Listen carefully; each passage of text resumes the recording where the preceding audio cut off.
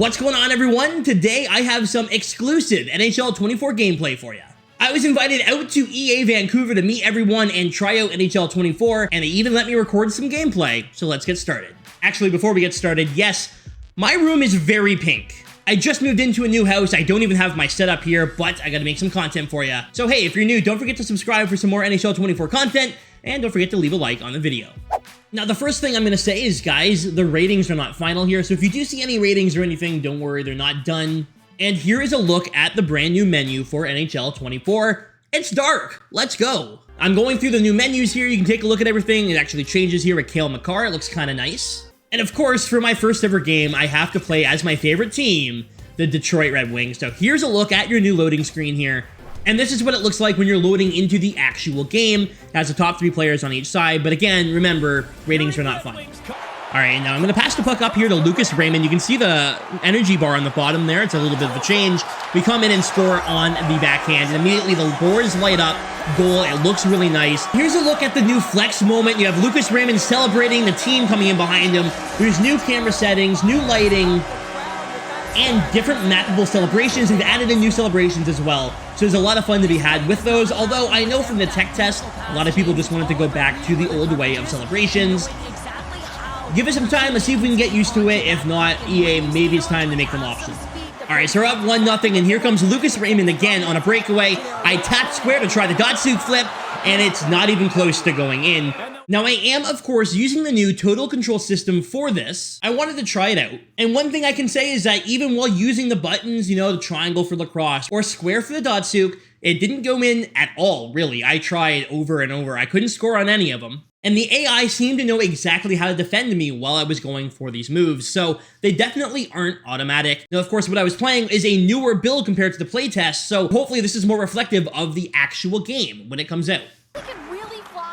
Here comes Jake Wallman. I'm going to go behind the net here, go for the lacrosse sneak. But what happens here is I actually get stick lifted by Darnell Nurse, and that's something I thought was really cool. It's not going to go in every time. In fact, the AI is able to stop this. This is on semi-pro difficulty, and they are able to lift the stick and stop me from scoring my lacrosse goal. Not only that, but the actual commentators mentioned the fact that, hey, I was going for a sick move, but the defense was able to stop it. Now, I go for it again here, but this time on the forehand with Alex DeBrincat, and while the net comes off, you can actually see Darnell Nurse throwing his stick over, trying to stop the lacrosse from going in. So if you take a look here, his stick is going up, he's trying to stop DeBrincat from being able to score it, and while he does knock the net off, he wouldn't have scored it anyways. DeBrincat was nowhere close. So the next thing I tried was trying to get the pressure gauge system filled all the way up and seeing how the defense would respond. How much of an effect would it actually have? You can see here, I try to go around the net, they're still able to block me, poke the puck off me. I try and go behind the net again, and they're able to tie me up, no problem here. So while I had full pressure, it honestly didn't feel too bad. They're still able to tie me up. I'm not able to go behind the net, not able to cycle around the puck with one player. I'm gonna have to pass the puck and open up more opportunities, or at least that's how it felt in Vancouver. Now I'm using the new passing system, the vision passing, and I'm just skating around trying that out because, again, this is my first time playing it in Vancouver. I want to try out all the brand new things. Here comes Berggren. He gets trucked there, but we have the puck here. I'm trying out that vision passing, just seeing what I can do to open up lanes. And we're going to throw it on goal here and an easy save from Stuart Skinner. Now, again, I'm playing on semi-pro. They were actually pretty solid for being on semi-pro. I go again here for the Michigan. I'm nowhere close, and number 14 is able to knock it off my stick fairly easily. So again, trying to score the Michigan, it's not going to go in every time. I tried multiple times. As you can see, I can't even get close here in the build that I was playing in Vancouver. Now, here comes Evander Kane up the ice. Now, we're a little bit later into the period here, and I want to show something here. Look at this reverse hit. It's so nice and super satisfying to lay him out when you're going for these reverse hits. So here's a better look at it. I turn around, I wait for my opponent to come at me, and I just lay him out with the reverse check. And that creates a ton of open ice for me, the puck carrier. While I wasn't able to capitalize on it, it was still really fun to do. And that's one thing I will say, and I did a lot of it in this video, a ton of hitting. Hitting is a lot of fun this year. They changed it up, so now you have to wind up your big hits. You're not just pressing forward and running into people. And honestly, I really prefer the change. Here's Sider with the puck, and I actually end up making a great play by going for the reverse hit, and I'm able to bring the puck into the offensive zone. McLeod comes in, gets over the Fogle, but a big save there by Ville Husso, and we're done the first period with a 1-0 lead. Now, like I was saying, I'm playing on semi-pro. It feels a lot harder on semi-pro than it did in previous years, but that could have just been the build I was playing. I promise I'm not terrible at this game. So we're up 1-0 here, and Zach Hyman has the puck, and this ends up being a problem for me. Here comes Brown, and he's going to pass that puck into the middle, over to Hyman, and he snipes one there on Husso on a little 1-on-0. Unfortunately, it is a 1-1 game here in the second period. And here's your flex moment from the Zach Hyman goal. There's a lot of different ones to see. I've even seen the OV hot stick one. That was pretty cool to see as well. Now, I'm going to go ahead and pause the gameplay here just super quickly. I want to point something out that was really cool to me. Now, something that's super cool is, guys, while I was playing this game, this specific game that you guys are watching me commentate over right now, I had the opportunity to speak to the brand new lead gameplay designer. I was showing him different glitches and glitch goals that, hey, we need to patch this and get rid of this for the future, and he was writing down notes, taking pictures, and making sure that, hey, we want to get rid of this for the launch of NHL 24. I showed him the wrap, I showed him the self-sauce glitch, you know, the one where the goalie basically just sits there while you walk around him after self-saucing, among other things that you guys haven't even seen in this game. So like I said, you may see me do some weird things in this gameplay, but that's because I was legitimately talking to the lead gameplay designer, the guy that's in charge of the gameplay. Alright, so the puck gets dumped into our zone, and here comes Sider, and there's a huge reverse check, followed by me going for a one-handed tuck, not remembering that I'm not playing on hybrid controls. Here's another look at that reverse check from Moritz Seider, one of my favorite players in the league and somebody who's getting a reputation for reverse hits. Now, as you can see here, he absolutely crushes, I believe that's Connor Brown. Absolutely awesome hit. Love to see that. Now, what you're about to see here is me getting hemmed in my own zone. The pressure gauge is on. For me, I actually end up having an opportunity to get the puck out, and I dump it in behind my own net just to see the effects here. So you see Wallman dumps it back behind the net. We have a chance to get it out. I pass it, but no, I pass it back this way. I want to see how the effects are. Passing doesn't seem to have too bad of an issue. And even though we're pressured, here comes Moritz Seider up the ice. We get the puck back there and snipe one on Stuart Skinner. Here's your flex cam.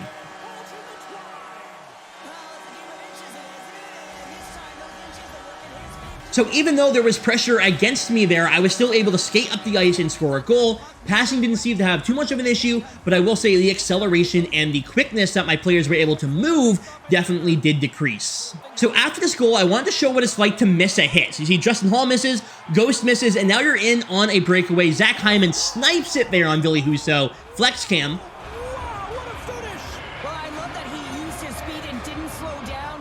But if you miss a hit, you are going to be out of position. You need to time these things properly, and I think my example there was probably the best way to do it. 2 big missed hits in a row, and that guy is gone. Now next up, I'm going to show off hip checking in this. I had a ton of fun doing hip checks, and here's a big one here by Shane Gossesbear. Bang on Connor McDavid. We're going to take a better look at it. But checking in general is a lot of fun. Hip checks maybe a little bit overpowered, but take a look at this. It's just so much fun. Get underneath them, flip them, and cause the puck to go back to the defense and gain control because of a hip check. That's awesome. It's a lot of fun. Now, I was talking about the new wind-up hit feature, right? You have to wind up your hits. Here's Ben Sherrod taking it out on Evander Kane. And you can see I turn my body, lean my shoulder right into him, and knock him to the ice. Let's take a better look at it here. Evander Kane has it. Ben Sherrod winds up the hit and leans into him. And you can see there on the boards, the actual hit total goes up on its own. It tracks in real time. One more look at the hit by Ben Sherrod here. You have to wind up your hit. You have to time it properly. But when you nail it, it is satisfying as all hell. All right, now something else I want to point out is that I took a bunch of random shots in this game. Just throwing muffins from the blue line, seeing how the goalies reacted. Very rarely did I see a goalie flop like a fish like Dominik Hasek. I know one of the big complaints from the playtest was that goalies were flopping all over the place. This didn't really seem to be the case in the build that I had played, which is a more further along build in Vancouver. Now I'm going to pause it here. I just want to say something because I noticed that something happened on the ice and maybe you didn't notice. One thing I'd like to see EA incorporate in the future, hey, we have the new icon passing. Give us icon player switching. The ability to just player switch to who we want at all times is very important, and I think it would be a huge addition to the game. So EA, if you're listening, I think it's something that a lot of people would really like added. You see I'm using the icon passing here, trying to get an offensive chance, and again there, I'm gonna pack it up. So as you see, I have Berggren, and I actually throw it on goal, and he doesn't go diving after the rebound. Even though there's no player there, sometimes in the playtest, the goalie would just go diving. Now, for an example of what I'm talking about, here's Warren Foegele with the puck. He gets it down to Nuge, and Leon Draisaitl is wide open. Husso makes the save and then sits out waiting for that rebound. It didn't end up leading to anything, and here's Justin Hall making a big hit on Ryan Nugent-Hopkins. But Ville Husso was ready to sprawl out to make that save, but it doesn't happen automatically for every save. Now we have Shane Gostisbehere making his Red Wings debut, comes in and stays on the backhand to put one home and put us up by 1. That forehand backhand goal, flex moment, but that forehand backhand goal looks like it will be just as strong in NHL 24 as it has been in the last 25 years. Now this is a really interesting one. I get the puck to Robby Fabbri and I go around the net for a far side wrap. Can't score it. The goalie makes the save on it. Now I went ahead and paused it, but I did not score a single far side wrap in my entire time playing this game so far. In the playtest, that might be a different story, but in Vancouver, I could not score the far side wrap, and they even make note in the commentary that Stuart Skinner had a strong push to get to the other side to stop the opportunity.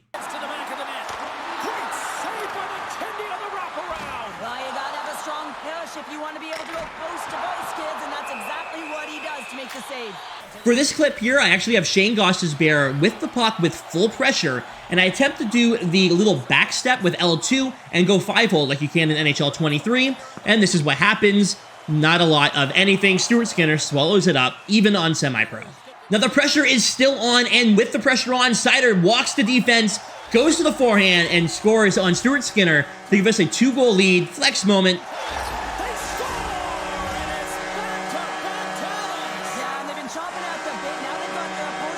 So we have a 2-goal lead late here in the third period. So we end up losing the following faceoff, and Zach Hyman's going to get the puck, look for his hat-trick goal, snipes one, but Husso makes the save. Of course, we're going to play it. And here comes Jake Wallman from the defensive zone all the way up the ice. He gets around the defenseman, makes a move, and snipes one on Stuart Skinner to give us a 3-goal lead. Couldn't get him to hit the gritty on that one, but hopefully they add that to the game. Jake Wallman hitting the gritty, it's got to happen. Andrew Copp, what does he have left? Copp tees it up in front, score! And the Red Wings prevail. Wallman will celebrate. Robby Fabbri with the puck here, and again, I'm going to go for the Michigan, but unfortunately, not able to score it. In fact, the defenseman knocks that one straight off my stick. Zach Hyman's bringing the puck up. Wallman misses the hit, but here comes Daniel Sprong. Again, you have to time that hit. You have to lean into it and knock him down. You can't just run into the guy anymore. You've got to time that hit, and you have to load it up. Raymond gets that puck up to Sprong after that hit, and with 7 seconds left, I come into the zone and try again with the Datsuk flip, but the goalie makes the save. So these dekes are not automatic. Yes, they're going to pull them off. It's not going in every time. In fact, I didn't even get one in this game. Now guys, that's going to do it for all the gameplay I had in this specific video, but be on the lookout for more gameplay and more thoughts in more NHL 24 videos from stuff I was able to record in Vancouver. My personal opinion, first time playing the game, I had a lot of fun with hitting and whatnot. And honestly, the AI didn't feel too bad. Like, they were knocking the puck off my stick. They were poking, they were pressuring. And something I found really interesting that you didn't see in this, but I will talk about right now. When standing behind the net, the 2 defensemen would stand next to the goalie. So if you went for a wrap or for the Michigan, they were there to defend it every time.